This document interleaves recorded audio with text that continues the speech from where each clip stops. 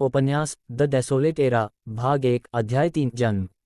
उजाड़ युग, पुस्तक 1, अध्याय 3, जन्म। 2266 शब्द। Book 1, chapter 3, birth.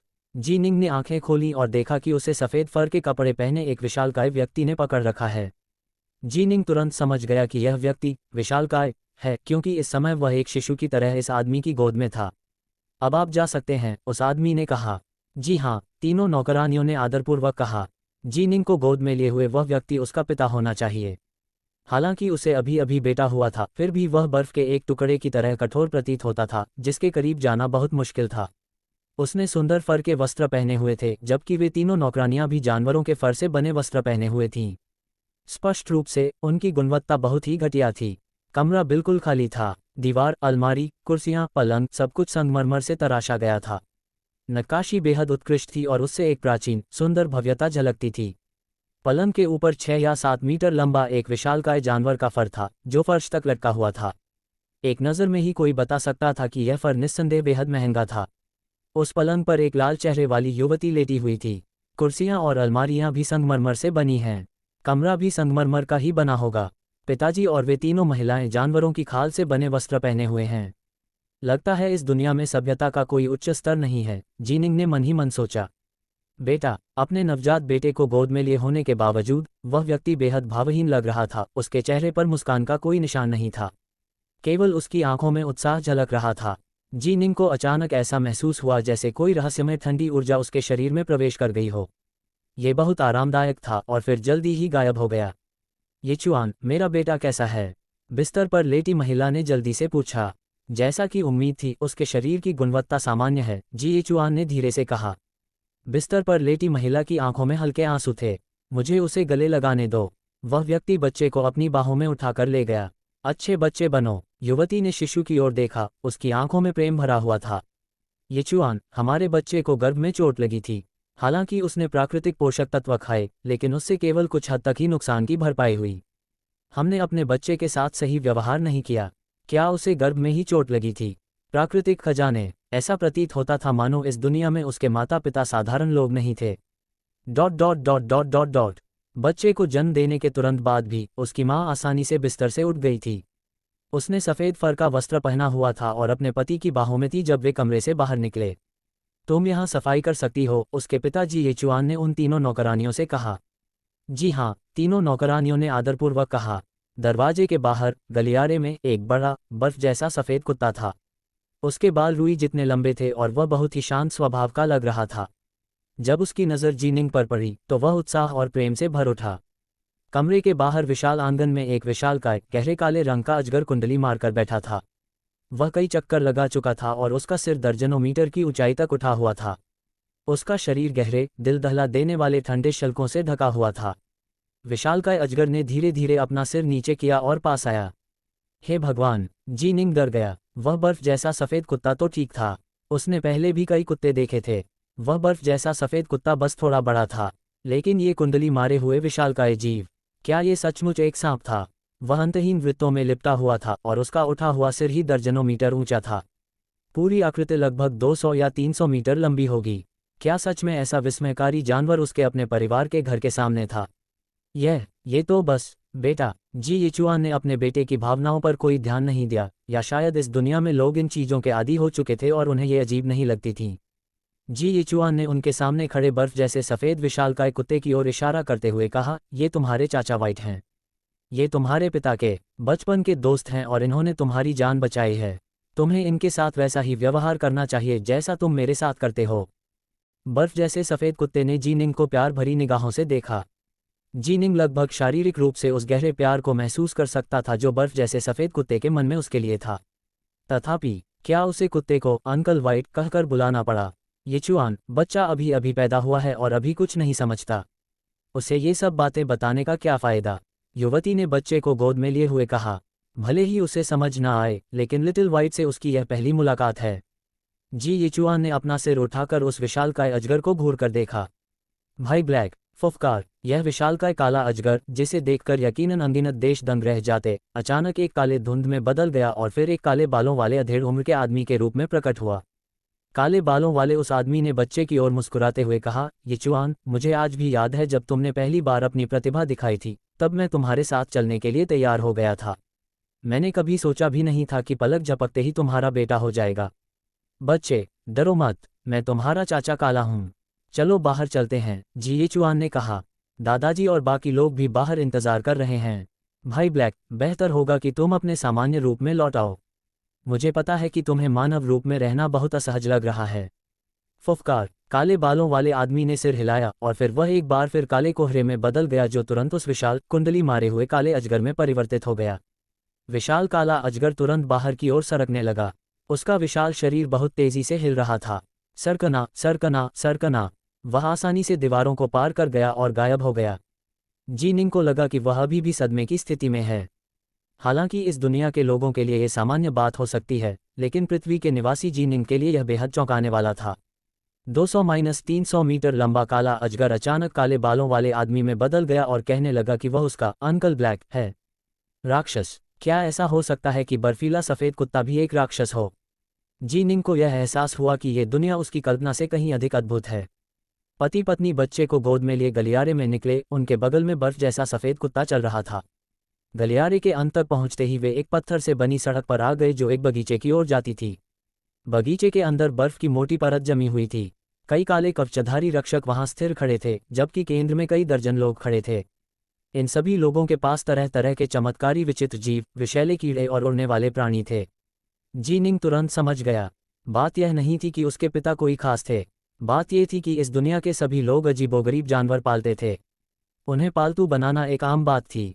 लगता है भविष्य में मुझे राक्षसों से दोस्ती करने की आदत डालनी पड़ेगी। जीनिंग ने जल्दी ही इस नई वास्तविकता को अपना लिया और उन दर्जनों लोगों को गौर से देखने लगी। ये सभी लोग बाघ या तेंदुओं की तरह खूंखार लग रहे थे।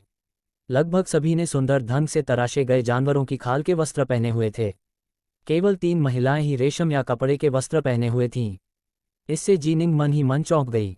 ऐसा प्रतीत होता था कि इस दुनिया में हर कोई जानवरों की खाल से बने वस्त्र नहीं पहनता था। रेशम और कपड़ा तो यहाँ पहले से ही मौजूद थे। जिस स्थान पर वे तीनों महिलाएं खड़ी थीं, उससे ये स्पष्ट था कि वे उन दर्जनों लोगों में सामान्य दर्जे की थीं। जाहिर है, उन रेशम या कपड़े के वस्त्रों की गुणवत्ता उन शानदार, उत्कृष्ट ढंग से तराशे गए जानवरों की खाल से बने वस्त्रों से कहीं बेहतर नहीं थी। सामने खड़ा चांदी जैसे बालों वाला बूढ़ा व्यक्ति पास आया। आओ, ये चुआन, मुझे बच्चे को गोद में लेने दो। दादाजी, जी, ये चुआन ने सिर हिलाया, फिर बच्चे को अपनी पत्नी की गोद से लेकर बूढ़े व्यक्ति को सौंप दिया। ये बच्चा सचमुच बहुत सुंदर है। चांदी जैसे बालों वाले बूढ़े व्यक्ति का चेहरा खुशी से चमक उठा। उन्होंने प्रशंसा करते हुए कहा, ये चुआन, अब जब तुम्हारा बेटा हो गया है तो मुझे अब उतनी चिंता नहीं होगी। मैं 80 वर्षों से हमारे प्रांत का स्वामी हूँ। हमारे कुल के नियमों के अनुसार कोई भी व्यक्ति 1 शताब्दी से अधिक समय तक प्रांत का स्वामी नहीं रह सकता। अब मेरे पास प्रांत के स्वामी के रूप में केवल 20 वर्ष बचे हैं। पहले मैं चाहता था कि तुम हमारे जीकुल के पश्चिमी प्रांत के स्वामी के पद पर मेरे उत्तराधिकारी बनो, लेकिन तुमने अमर बनने के मार्ग पर चलने पर जोर दिया। अब जब तुम्हारा बेटा हो गया है तो मेरी दृष्टि से भविष्य में वह अगला प्रांत का स्वामी बन सकता है।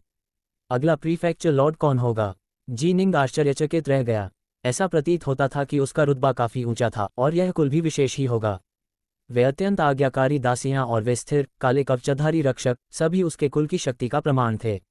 बड़े भाई, अचानक गुस्से भरी चीख सुनाई दी। प्रीफेक्चर लॉर्ड के प्रति इतनी बेइज्जती करने की हिम्मत कौन करेगा? जीनिंग ने आवाज की दिशा में देखा। उसने देखा कि गर्माहट बिखेरता हुआ एक लाल बालों वाला बूढ़ा आदमी चलकर आ रहा है। उस आदमी के दाहिने कान में एक आकर्षक लाल बाली थी। रुको, ये लाल बाली नहीं थी, यह उंगली के आकार का एक छोटा सा लाल सांप था। क्या उसने सचमुच अपने कान में सांप पहन रखा था? कान में सांप लिए बूढ़ा आदमी गुर्राते हुए आगे बढ़ा। प्रीफेक्चर लॉर्ड के पद के उत्तराधिकार का मामला इतना मामूली नहीं हो सकता। इसके अलावा कौन जाने उस छोटे से लड़के में किस तरह की क्षमता होगी। ये चुआन के बेटे की क्षमता तो स्वाभाविक ही होगी।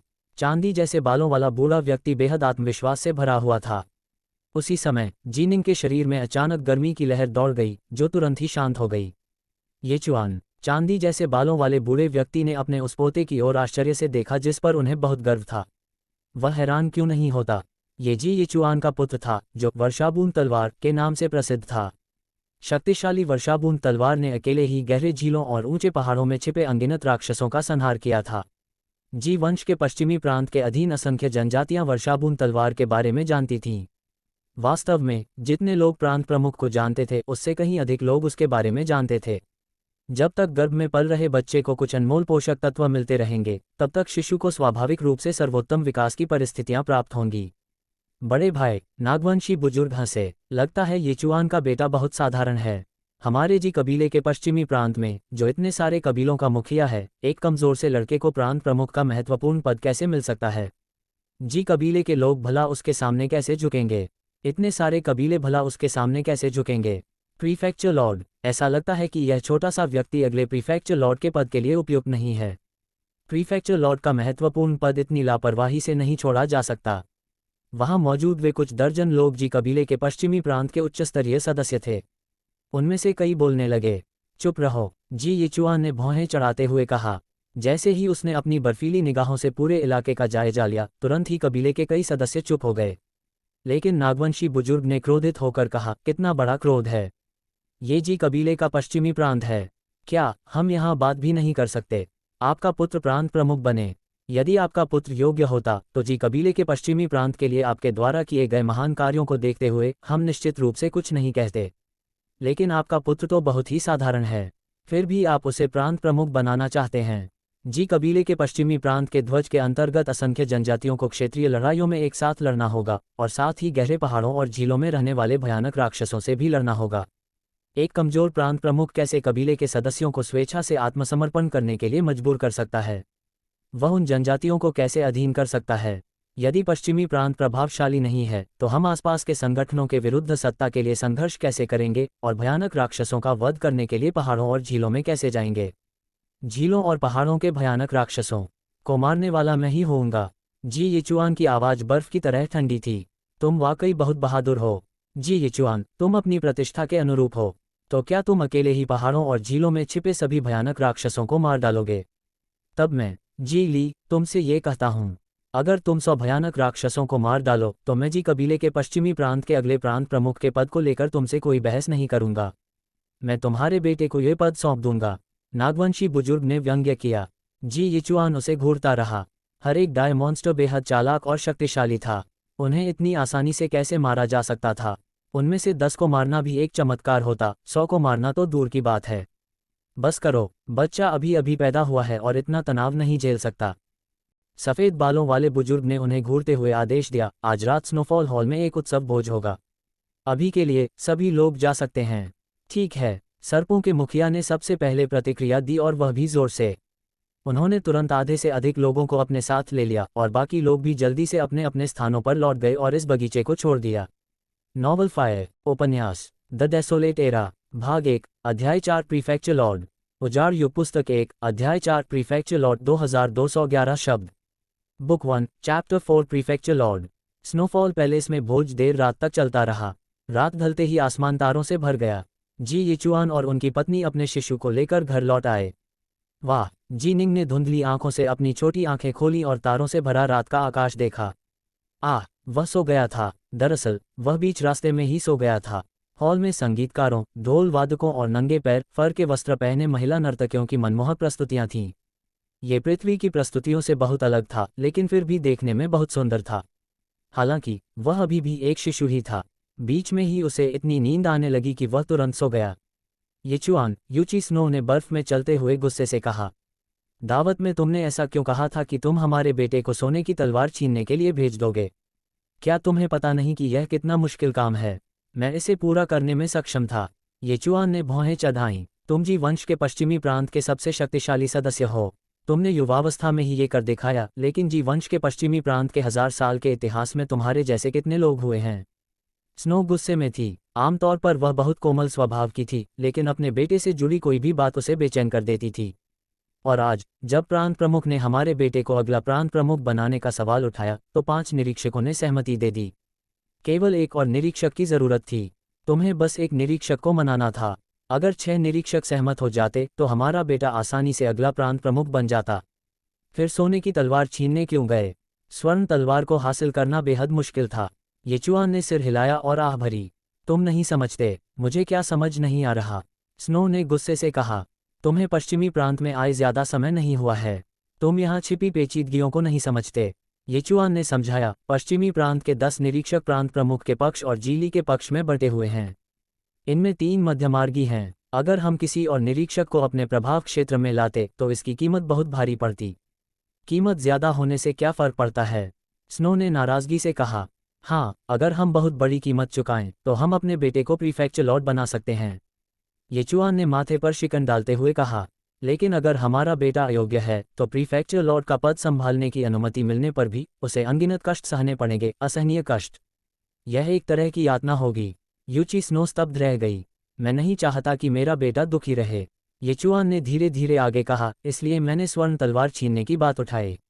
अगर मेरे बेटे में असाधारण अंतर्दृष्टि और प्रतिभा है और वह तेजी से विकास कर पाता है तो स्वाभाविक रूप से वह स्वर्ण तलवार हासिल कर लेगा। अगर वह स्वर्ण तलवार हासिल करने के बाद प्रीफेक्चर लॉर्ड का पद संभालता है तो कोई भी इसका विरोध नहीं करेगा, येचुआन ने कहा। लेकिन अगर मेरा बेटा स्वर्ण तलवार हासिल नहीं कर पाता है तो वह आराम का जीवन जी सकता है। मैं, येचुआन, जीवन भर उसकी रक्षा करूंगा और उसे चिंतामुक्त जीवन जीने दूंगा। स्नो को बात समझ आ गई थी। प्रीफेक्चर लॉर्ड बनना हमेशा सुख सुविधाओं का जीवन नहीं होता था। यदि कोई कुशल व्यक्ति प्रीफेक्चर लॉर्ड बनता तो स्वाभाविक रूप से उसका शासन स्थिर होता। लेकिन यदि कोई अयोग्य व्यक्ति इस पद पर आसीन हो जाता, भले ही उसे जबरदस्ती ही क्यों न बिठाया गया हो, उसका जीवन कष्ट में ही होता।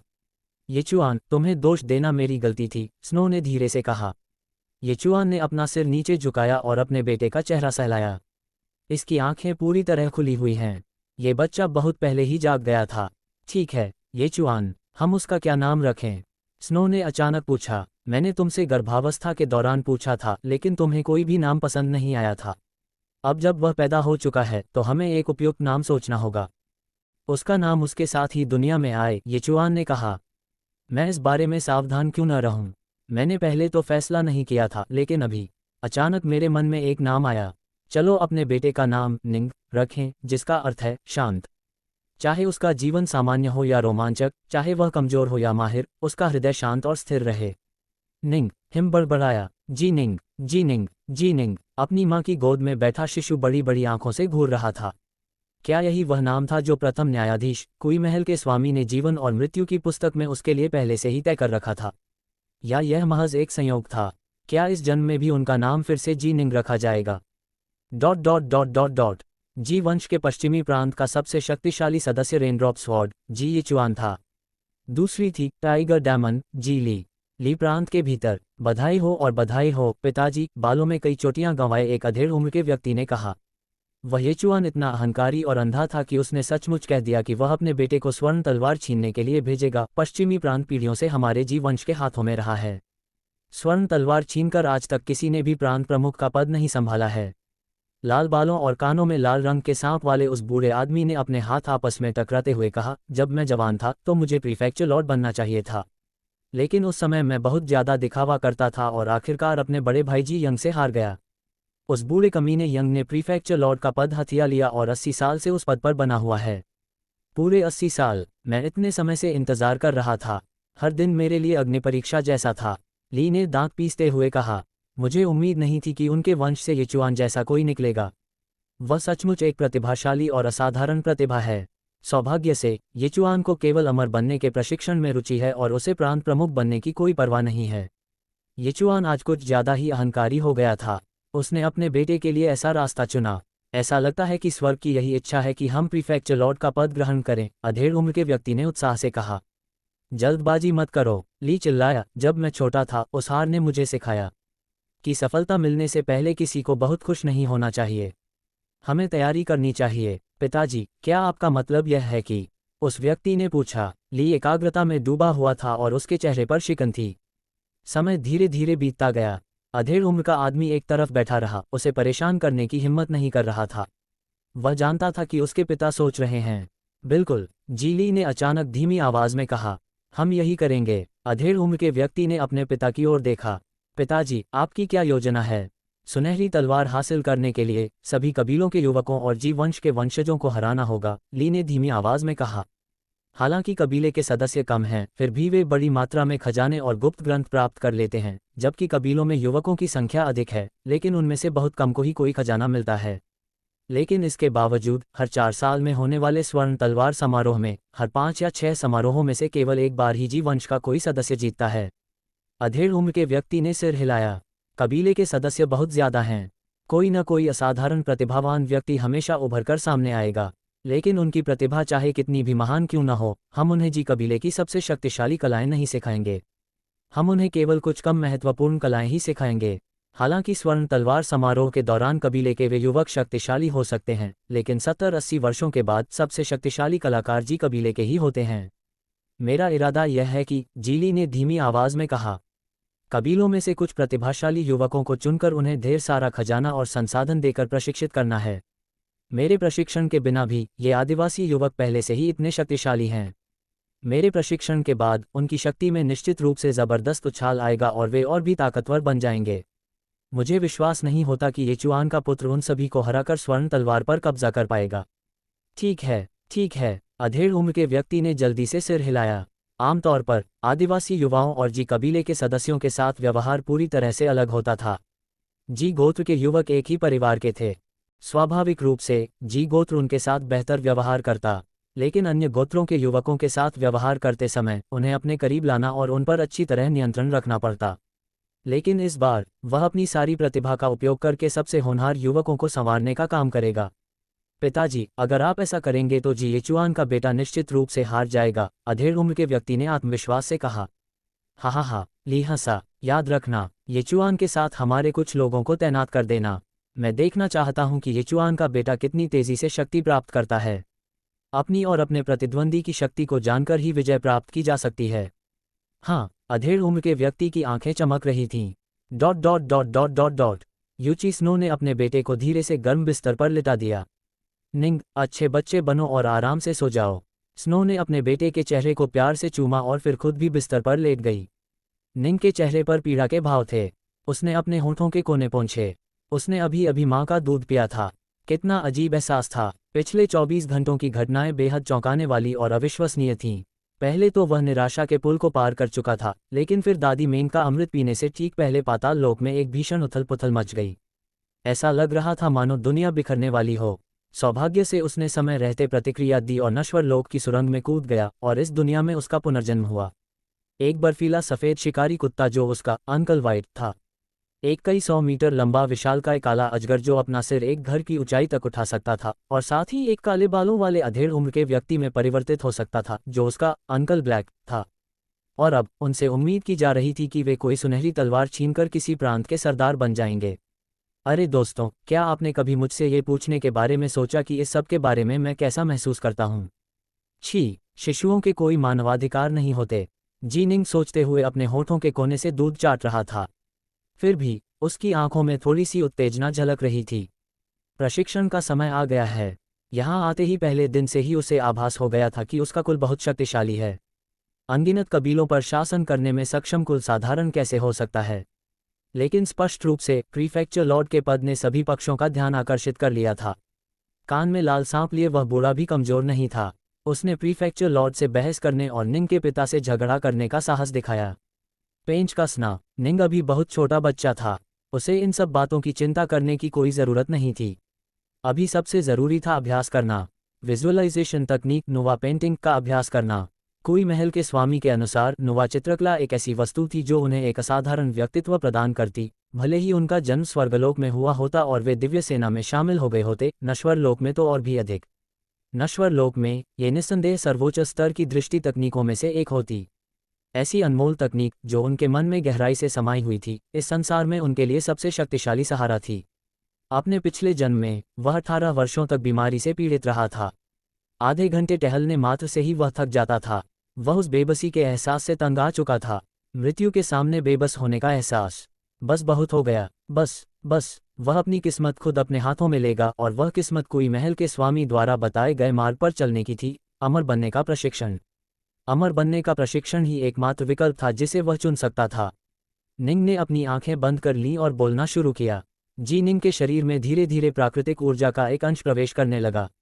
यह ऊर्जा उसकी चेतना में समाहित हो रही थी और उसकी आत्मा को शक्ति प्रदान कर रही थी। लेकिन चून की प्राकृतिक ऊर्जा की बहुत थोड़ी मात्रा ही अवशोषित हो रही थी, इसलिए येचुआन और स्नो दोनों को इसका जरा भी एहसास नहीं हुआ। क्या दृश्यीकरण तकनीक प्राकृतिक ऊर्जा को अवशोषित करने में सक्षम थी? ये तो सचमुच अविश्वसनीय था। कारण ये था कि यह न तो अमरता प्राप्त करने की कोई प्रशिक्षण तकनीक थी और न ही अमरता प्राप्त करने की कोई जादुई तकनीक। यदि यह अमरता प्राप्त करने की तकनीक होती तो यह आसपास की प्राकृतिक ऊर्जा को बेतहाशा सोख लेती। लेकिन ये दृश्य दर्शन तकनीक थोड़ी सी प्राकृतिक ऊर्जा को सोखने के बावजूद अपने आप में काफी अद्भुत थी। वूश वूश, मौलिक ऊर्जा के छोटे छोटे धागे लगातार निंग के शिशु शरीर में प्रवेश कर रहे थे। प्राकृतिक ऊर्जा बार बार उसके शरीर में प्रवेश करती और उसे शुद्ध करती। शिशु जन्म से ही शुद्ध होते हैं। जीवन का अनुभव करने के बाद ही वे संसार की गंदगी और मैल से दूषित होते हैं। लेकिन इस समय निंग के शरीर में बहुत कम अशुद्धियां थीं।